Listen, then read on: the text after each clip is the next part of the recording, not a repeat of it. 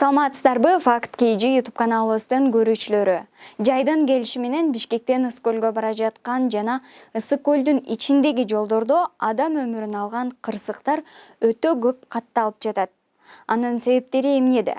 Албетте, кырсыктардын көпчүлүгүндө жөө жүргүнчүлөр өтүүчү жерден токтоо, кесилиштерден кезекти сактоо эрежелери сакталбай, каршы тилкеге өтүү, мас абалында айдоо себеп болуп жатат. Андан тышкары ылдамдыкта айдоо да кырсыктын себеби. Акыркы 15 күндүн ичинде үрөй учурган автокырсыктар катталды. 22 июль күнү кечинде Бишкек Нарын Торгарт автожолунда 2 машина кагышып 6 киши мүрт кетти. 2 адам ооруканада. 21 июлда Ысык көл облусунун Балыкчы Ананьева Каракол автожолунда авариядан 5 киши каза болуп, дагы 5-өө жаракат алган.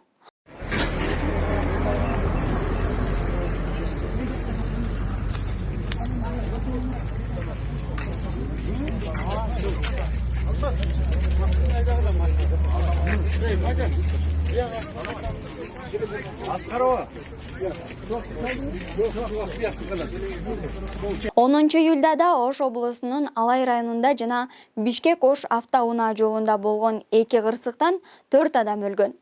Кече кечинде да Чырпыкты айылында 15 жаштагы Кара-Балтадан бара жаткан кыз каза болду. 3-өө ооруканада.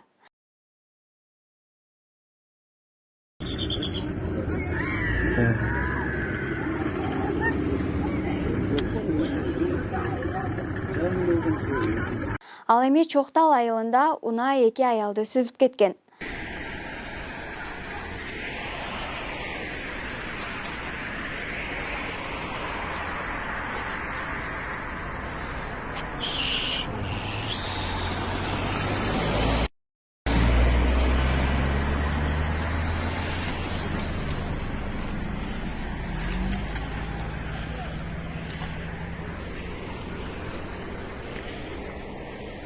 Расмий статистикага ылайык Кыргызстанда 2021 жылдын алгачкы 6 айында 3400 жол кырсыгы катталып, андан 329 киши каза болду.